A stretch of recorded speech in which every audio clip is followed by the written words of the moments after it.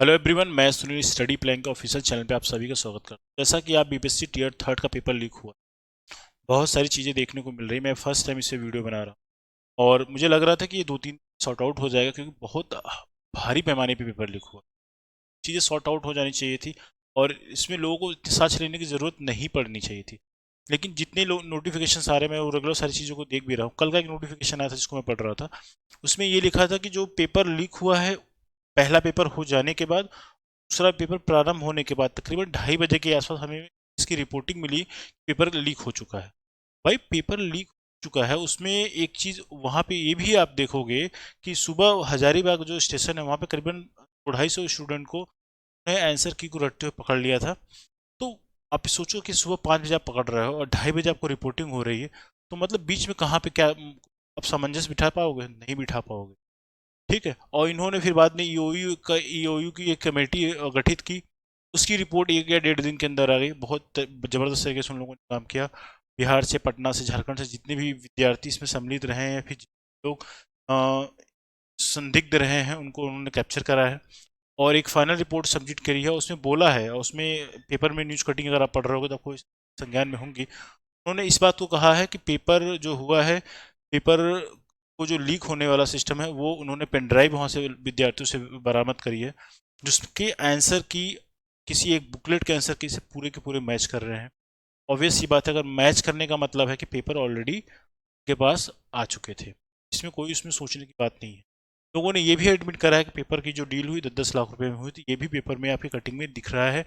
आप वहाँ से चाहो तो पढ़ लो। मैं रेगुलर चीज़ों को पढ़ रहा हूँ और देख रहा हूँ notification per day by day चीज़ें आ रही हैं।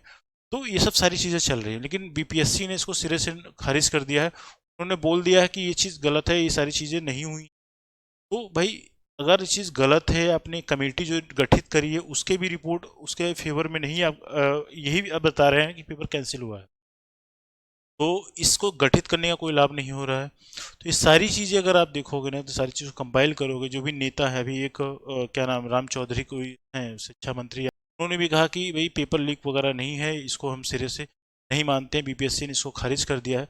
तो बीपीएससी ने किस बेस पे खारिज किया है, ये भी तो पता होना चाहिए। कोई बेस तो है नहीं उस चीज़ का कि आप कुछ भी कह, जो भी है, ये तो है कि आपने एक सिस्टम बना दिया, भाई इससे चेक करवाना है, भी मना कर दिया है, लेकिन आप तो मान के बैठे हो कि मुझे उसको मानना ही नहीं है। वो वही कर रहे हैं। वो इन्होंने बोला कि मैं इसको नहीं मानने वाला, उन्होंने सिर्फ से खारिज कर दिया। भाई, खारिज कर दिया तो उसको कोई जो लॉजिक तो होना चाहिए। यूयू की जो रिपोर्ट आपने वो ने उसको संगठित जमा दिया था, इसकी आप सबमिट करिए, तो उन्होंने जो रिपोर्ट की उसका कोई मतलब हुआ? उसका कोई लॉजिक निकल के आया? नहीं निकल के आया। लेकिन अब आने वाले समय में मैं यही कहूँगा कि जितने भी मंत्रीगण हैं, जो जो भी आला अधिकारी हैं, जो भी इन सारी चीज़ों को अगर हमारी देख रहे हैं, तो भाई मैं आपसे विनम्र निवेदन करूंगा कि जो विद्यार्थी सालों साल से तैयारी कर रहे हैं, कि मेहनत को जाया ना करें। क्योंकि पेपर अगर लीक हुआ तो ऑब्वियस सी बात है, उनका कितनी भी अच्छी तैयारी हो, वो पेपर लीक वाला विद्यार्थी उनसे ज़्यादा ही मार्क्स ग्रहण कर लेगा, क्योंकि उसका सिलेक्शन हो। बहुत से ऐसे विद्यार्थी जो एक कह रहे हैं कि मेरे 90 से 100 मार्क आ रहे हैं, पेपर को कैंसिल नहीं करना चाहिए। भाई, पेपर कैंसिल इसलिए करने की ज़रूरत है क्योंकि आप 90-100 नंबर पाओगे, कट ऑफ 140 चला जाएगा, 135 चला जाएगा, तो आप तभी तो बाहर हो जाओगे। आप उतना नंबर तो आप पा ही नहीं पाओगे। ऑब्वियस सी बात है, कोई 100% मार्क्स नहीं प्राप्त कर सकता जब तक पेपर लीक ना हो। भाई, अगर आप जिसको मिल गया तो वो तो पूरी की पूरी मार्के आया हुआ, तो आप कहाँ पे एग्जिस्ट करोगे? तो सारी चीज़ों को देखते हुए आप जो विद्यार्थियों का संगठन है उसको फेवर करिए।